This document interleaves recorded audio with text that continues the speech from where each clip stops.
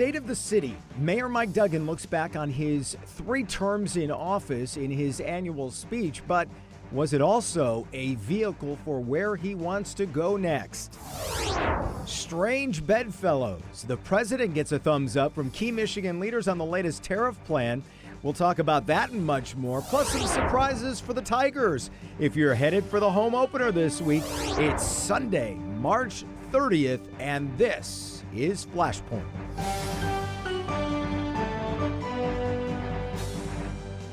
Happy Sunday, everybody. I'm Jason Colthorpe, and the best news I have for you this morning is in 2 days, it's April. So there you go. Mayor Mike Duggan may also be looking ahead. His final State of the City address was a medley of his greatest hits. He touted falling crime numbers and his ability to bring people together to be successful over the past 11 years. We'll get reactions from our super roundtable this week on that. And we're also going to dive into what's happened nationally this week, from new tariffs affecting automakers and the group chat gaffe heard round the world. Lots to discuss, so let's get after it.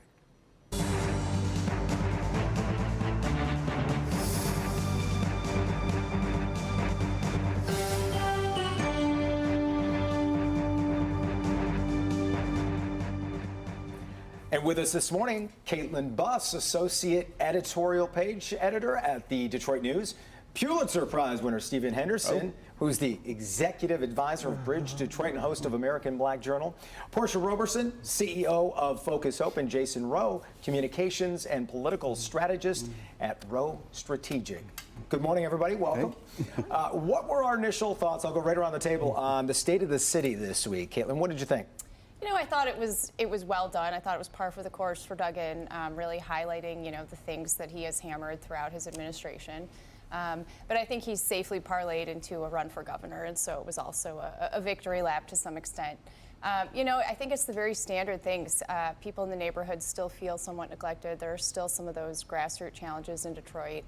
There's still population issues. So the next mayor has a lot to tackle, but I thought he did, a good job in highlighting the good work he has done. Stephen? Yeah, I think I agree with most of what Caitlin said there. I mean, one of the things that's really remarkable about this mayor, though, is when you push back and say, well, what about these parts of the city that aren't really gleaming the way others are? He answers with very specific details. I mean, he can talk in wonderful specificity about the things that are happening outside of downtown and midtown, and it's a lot. I mean, there's a lot that's changed over the last 10 or 12 years.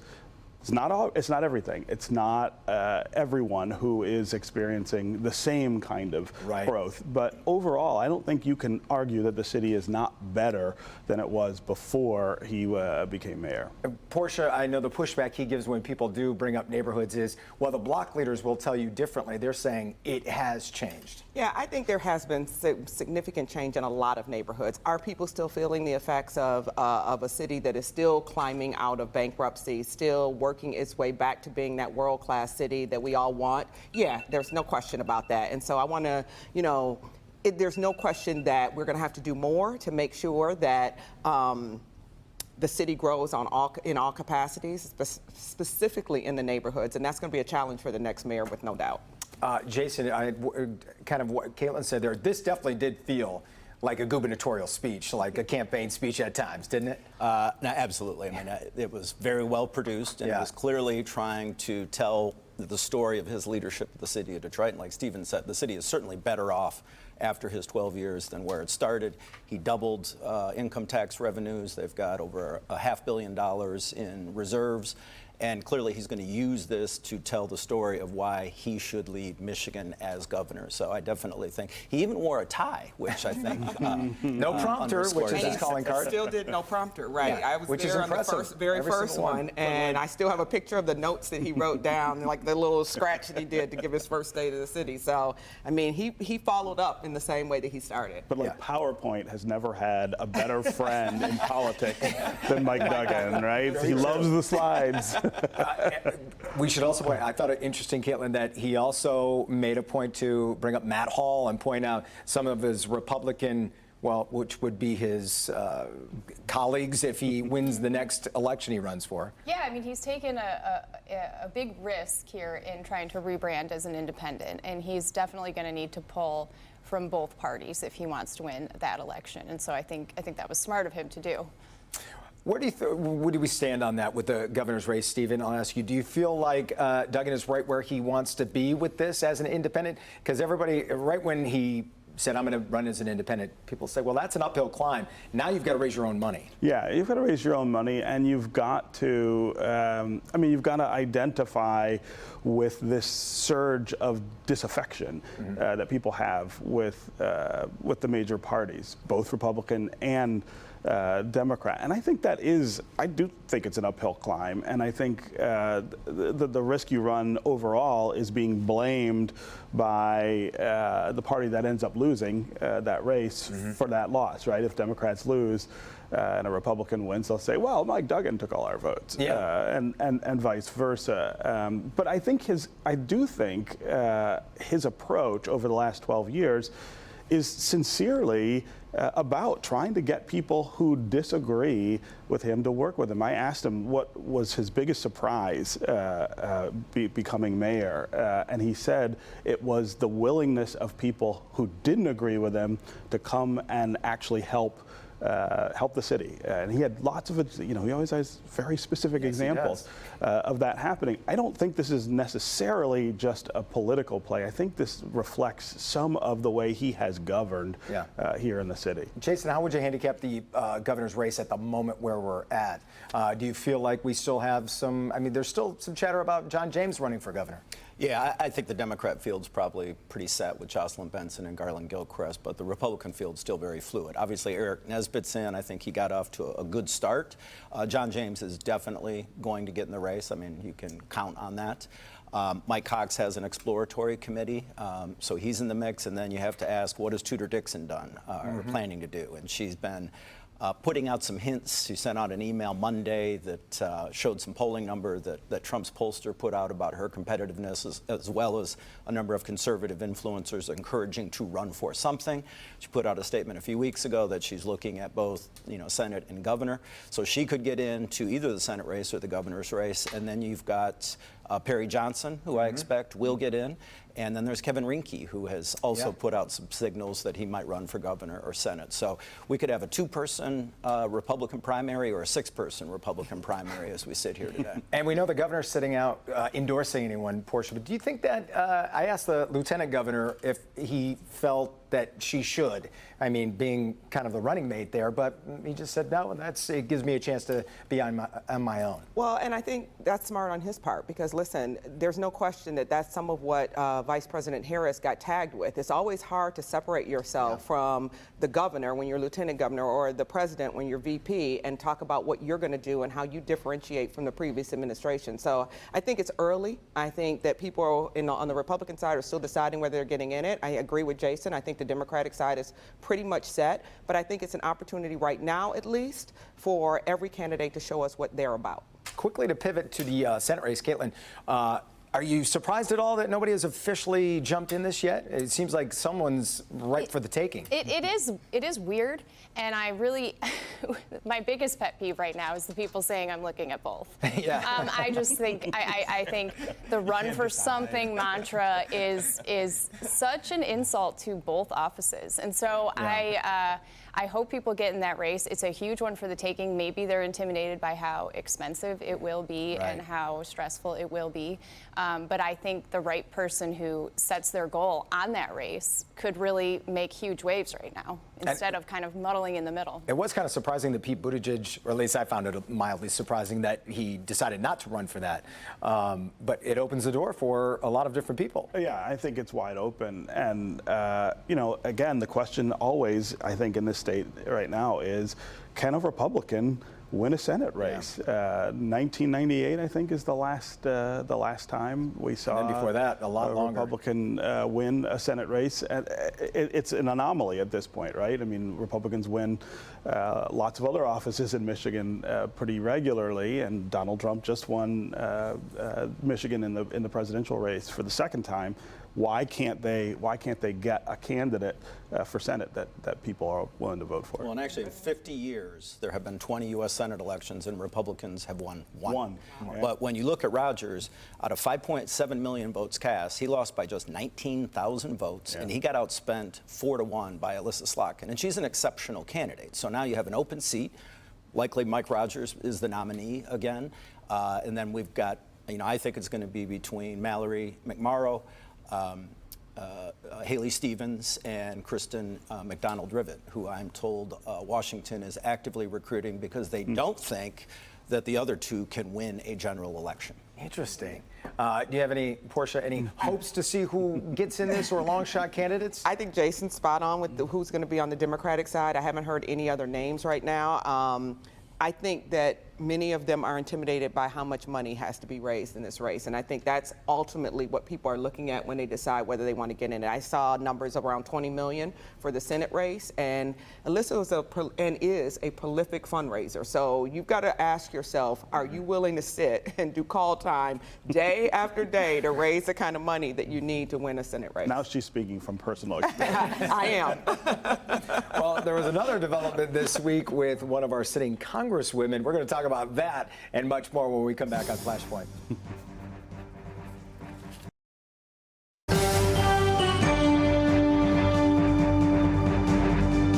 All right, back here with our monster group of roundtablers today and the Signal group chat. Obviously, this fiasco this week is worth talking about. There was something that stood out to me that I wanted to bring up. I have two journalists here, and we saw that once this kind of broke, the attacks on the Atlantic editor-in-chief who broke the story just kind of came fast and furious. I noticed another moment where Marjorie Taylor Greene told a UK reporter to go back to their country. And I know there's this war with the media and often the right, but as journalists, does it worry you that this rhetoric really feels like it's at an all-time high? Well, I know it's tough to talk more about of it than Steve does. But yeah, it is hard, and I'm an opinion writer, so my opinion is and bias is kind of out there, and the illiteracy of how the media works is something that frustrates me. Just people not understanding, the certain areas of it, but I don't think Goldberg did anything wrong, and so as we continue to look at this fight, and Trump has certainly ramped it up, and it is tiring to me, someone who's listened to it for many years now. I don't think Goldberg did anything wrong, and he could have removed himself from that chat, I suppose, but even his reporting was responsible from my perspective. So there's that side of it. You also have these hearings going on in Congress with the CEO of NPR, kind of highlighting the underbelly of that argument, right? Like the insidious bias that is out there, and that's kind of hard to ignore at this point. So there's both sides of that. I think people are in their silos on this, and it's hard to persuade anyone out of where they're at. But it is exhausting to me, and I'm someone who has, championed a lot of the opinions on the right, and I still get tired of it. And Steve, there is a lot of bias in different forms of media. We know that, but also, like the guy who founded this show likes to say, journalism is the only business mentioned by name in the Constitution. And there is an importance to having it remain free and away from attacks from a government. Yeah, well, I mean, I always counsel first that we should be explaining better to readers and listeners and viewers how we make these decisions. I would love to see Jeff Goldberg run through the way in which they made the decisions about how to cover this, right? Yeah. Because all of us as journalists have faced these kinds of questions in newsrooms before. I was in the Free Press newsroom, for instance, when the Kwame Kilpatrick text messages came into the newsroom, and we had to decide. It took us months and months and months of discussion to decide how to report that story. The kinds of considerations we took into the picture. I mean, I think it's valuable to explain those things, because then almost people necessary nowadays. Yeah, and then people understand. At the same time, we've always had an adversarial relationship between politics and the media. I mean, you go back to the founding, and there were founders who owned newspapers and used them to get after other politicians, and they weren't always fair. They were always biased back then. This is just part of the republic. We want to make sure that the press is free to do its job, but you're going to take a lot of flack for doing it, and that's just part of it. Yeah, I mean, it's nothing new. I mean, we saw during Watergate and Nixon, it sounded a lot like what it sounds like today sometimes. Any thoughts on this, on where the situation is from you guys? I just can't get over the fact that no one could just say we made a mistake and move on. You know, they say it's never the lie, it's always the cover up. I mean, why, or it's never the action, it's always the cover up. Why it's impossible for this administration to admit when something has happened that is a mistake, and it genuinely could have been a mistake, I assume that it was, instead of doubling down on how horrible Jeff Goldberg is and how terrible The Atlantic is and how it's a horrible magazine that's dying away and all the things that this administration says. It seems like you've made it an even bigger story than you would have if you had just said, we made an unconscionable mistake. We probably should look at how we're operating and talking on Signal. And maybe, Mike Wentz, his head rolls, right? Is that his last name? I think it's Mike Wentz. Waltz. I knew it was familiar. But that's never a possibility with this administration. It's always, let's double down and fight folks that they don't really have a fight with until they create one. And so that, to me, is probably one of the most disappointing things, because it's recurring. It has not changed in the 4 years that he was not president. And so I guess this is what we're looking at for the next 4 years. When mistakes are made, there will be no admission of mistake. It will simply be double down and criticize the person who did nothing wrong other than be added to a chat. That what else could he have done? I mean, he's there. Why wouldn't he, as a reporter, look at what was in the chat? I did want to get to the other development, Jason, which is interesting. So Elise Stefanik, when we talk about the balance of power in Washington, Elise Stefanik, who is going to be the nominee for UN ambassador, she's pulled, her name gets pulled by the president. And now it affects one of our elected leaders here in Michigan. Lisa McClain took her leadership role, and now it doesn't seem she wants to give it back. So now we have another struggle there.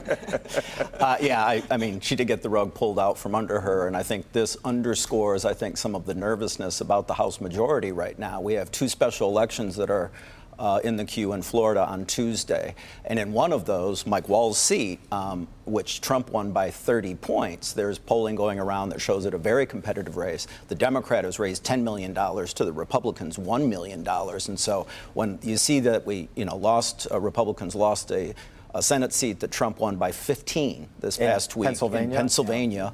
And just previously in Iowa, we lost a state legislative seat that Trump won. So I think the enthusiasm on the Democratic side, because they're so angry about DOJ and the things that are happening, is at a real fever pitch right now, and the Republicans are kind of shrugging. And so I think the turnout modeling and the resources that are being invested are making Republicans very, very nervous about the, right now, 5-seat majority. If we pick up those 2 in Florida, which we should, in spite of this, will be 7, and then there's a vacant seat in Arizona and 1 in Texas to 2 Democrats that recently passed away. So it'll be back to a 5-seat. But Stefanik, who's been going to cabinet meetings and participating as a secretary or an ambassador in waiting, just got yanked. Her staff has already went on to other jobs. She did a farewell tour back in her district, so it's a little bit. So they'll create a job for her. Lisa McClain isn't at any risk of losing her spot. They'll just add a leadership position for Ellis. Yeah, sometimes you just wait for the dust to settle. But does that mean, Stephen, that the honeymoon is over, even though the president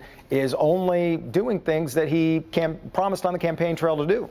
Well, I mean, the question is, where will the opposition come from? I mean, you have this disarray on the Democratic side that I think is trying to find its footing in its own constituency to be able to fight back. And then what's the lever to pull? I mean, the Republican majority in Congress doesn't seem inclined to stand up to the president in any way. I mean, most of the things he's doing, in fact, are tromping all over the things that they are supposed to do. Congress is a co-equal branch, of course, in the government.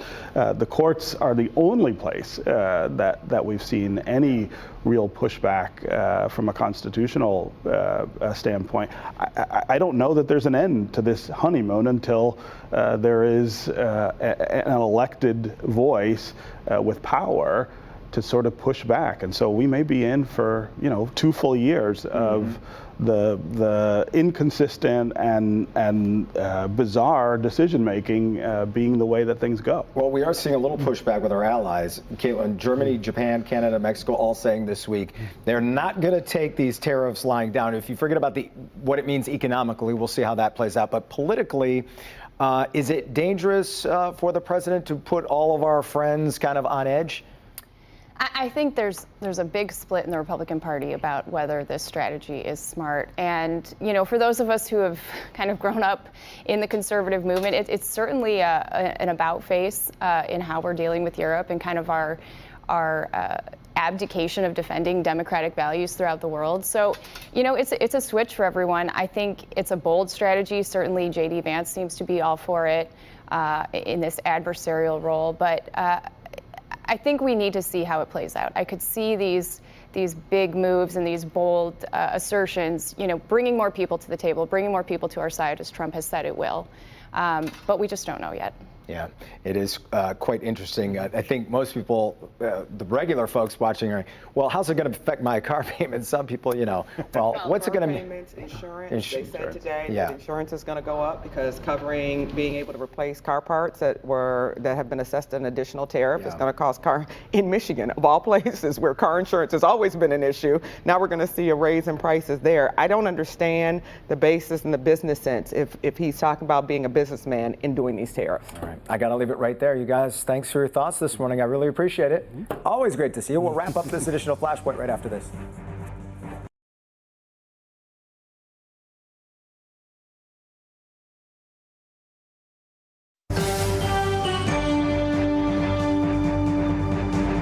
With opening day for the Tigers in just 5 days, here are 4 changes at the ballpark that might catch your attention. The first 2 are things that are gone. The keyhole, which is how they describe that strip of dirt that ran from the batter's box to the mound, well, that's gone. Comerica was the last stadium to have that throwback feature, and they got rid of it at the urging of the players and the coaches.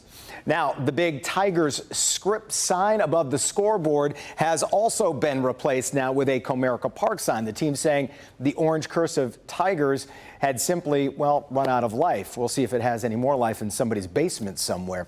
The third thing, disregard this guy's posture there, is something you'll see on the broadcast. Right behind home plate, more than 300 super comfy seats that heat up and cool down and will now be encased by some fine custom brickwork that you'll see. Last, oh boy, let's talk some food. Oh, Slo's Barbecue is in the house this season with many of its staples, and keep your eye out for the Fairway Packing Company's Smash Burger and Tomahawk Steak Strips. The food is so good at Comerica, well, you might actually end up looking like this guy right here. You might never leave your seat, right? If you have any thoughts on this week's show, drop me an email at flashpoint@clickondetroit.com. I'm Jason Colthorpe. We'll see you later.